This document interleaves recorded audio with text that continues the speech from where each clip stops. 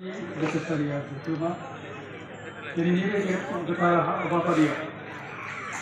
साननै जथुमखौ सामलायनाय सामलायगिरि आरो बेवहाय बाहागो लाफैनो हानाय गासै बाथौसा थान्दै नोंथांमोन लोगोसे जिल्ला आफादनि बिबानगिरि लोगो नोंथांमोन बिआफनि गासै बिबानगिरि लोगो नोंथांमोन माइनाव आरो लाइमोन जिल्ला आरो बिआफनि गासै बिबानगिरि लोगो नोंथांमोन आरो दाब दाब जायगानिफ्राय बा गामिनिफ्राय बाहागो लाफैनो हानाय गासै बाथौआरि नोंथांमोन दिनै बेवहाय जिल्ला आफादनि जिखिनि गोथार हाबाफारि बेवहाय सावरायनो लादों निश्चय धोरोमजों लोब्बा थानाय समाजजों लोब्बा थानाय बे बाथ्राखौनो जायगा होनानै सावरायगोनखौ आसा खालामदों आरो जिल्ला आफादाव थारै बिआफनिफ्राय दा गोबां थांखि फैगोन आरो निश्चय बे थांखिखौनो सावरायगोन थ' आसा खालामदों दिनैनि बे हाबाफारियाव जों गावनि धोरोम बाथौ धोरोम बे बाथौ धोरोमखौ जों माबोरै फोसाबनो हागोन माबोरै नोजोर खालामनो हागोन बे जायगा मोनगोन लोगोसे धोरोमखौ फोसाबनायनि सिगां सिगां बे धोरोमनि बाथ्राखौ बुजिनो थाखाय आरो माबादि मानसिखौ नांगोन बा जोंनि समाजाव माबादि जों मानसिखौ नैतिक दायित्व गोनां खालामनो हागोन बेखौ सावरायनायनि गेजेरजों फैगोनखौ आसा खालामो दा जों बयबो मिथिगौ बे धोरोम बुङोबा बेवहाय गोदानै बेखेवना होनो दरकार गैया खालि मोनसेखौल' बुंनो सानदों जे धोरोमनि जि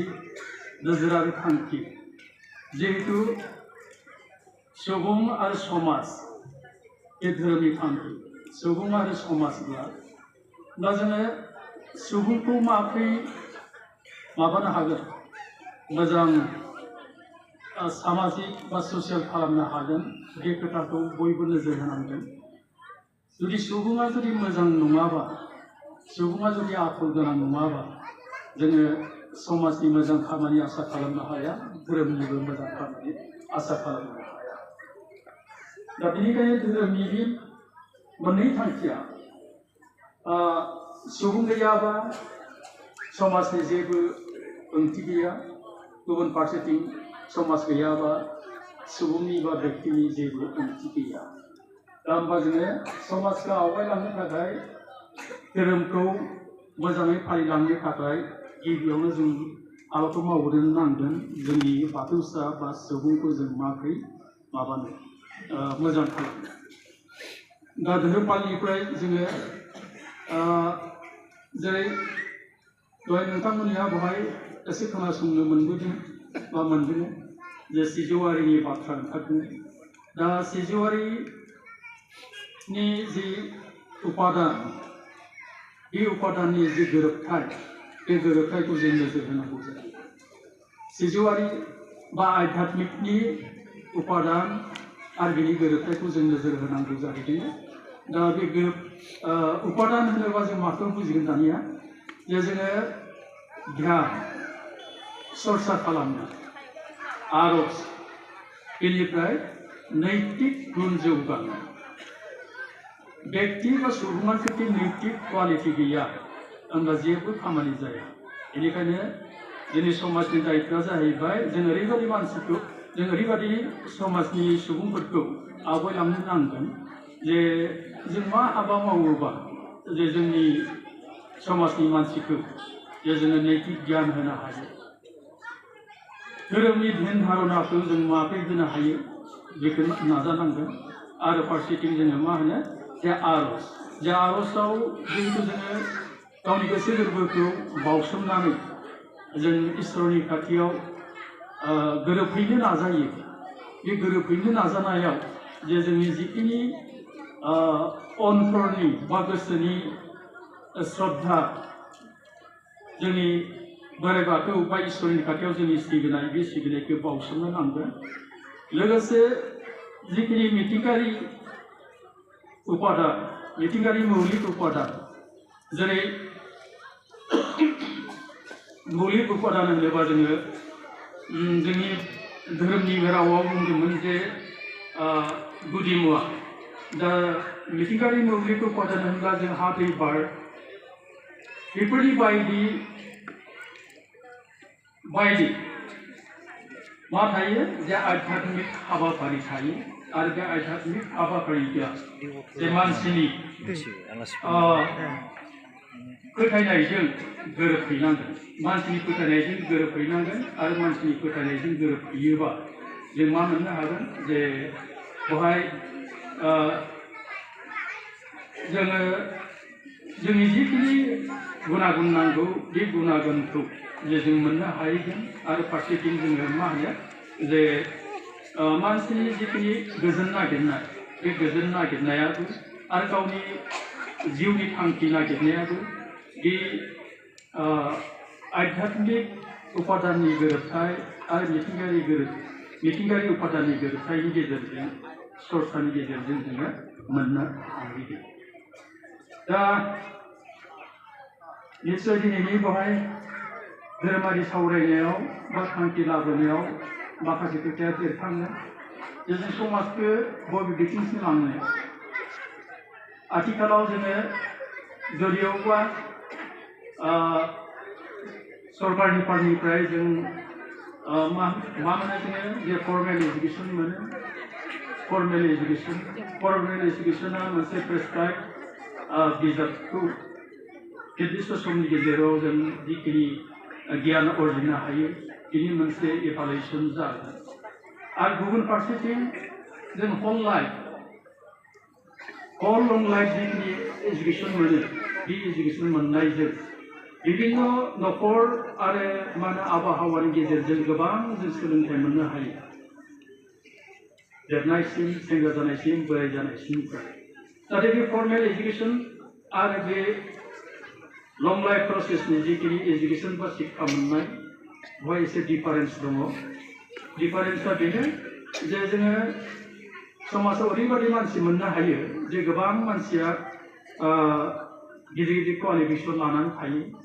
नाथाय समाजनि जिखिनि आसार खान्थि बे आसार खान्थिखौ मानिनो गोब्राब मोनो समाजनि आसार खान्थिखौ जुदि मानिनो गोब्राब मोनो मानसियाथ' समाज दानानै थानाय बा समाज दानानै रायजो जानाय दा बे आसार खान्थिखौ जुदि मानिनो गोब्राब मोनो होमब्ला जों बेखौ मा होनो ससियेल व्यक्ति नङा होननानै बुङो बेनिखायनो जोङो फर्मेल एजुकेसन आरो लं लाइफ प्रसेस एजुकेसननि गेजेराव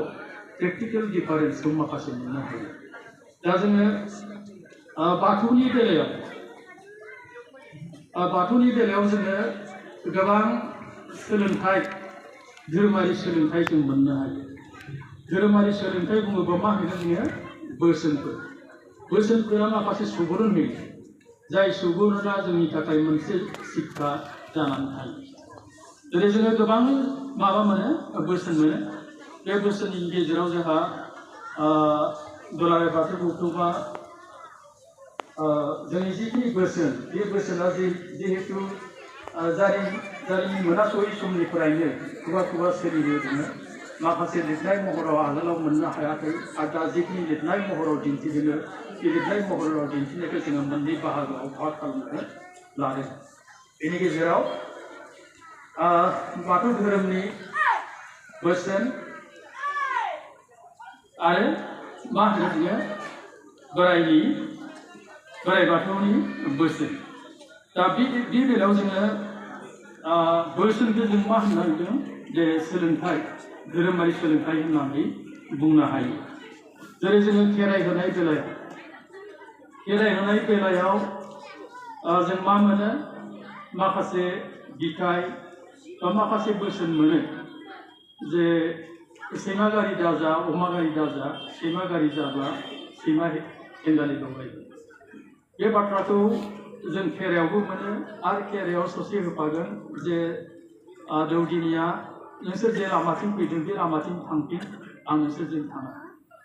माने मा होनो माइ माइरंखौ जेनेबा हासिबजों सिथ्रोबनाय माबानाय मोजाङै सामलायाखै इयुनाव जाहाथे बे रोखोम जाया बेनि थाखाय जोंखौ मा होदों साबधान होनानै दं बेजों लोगोसे अराय मोनबाय थानाय जायखौ जोङो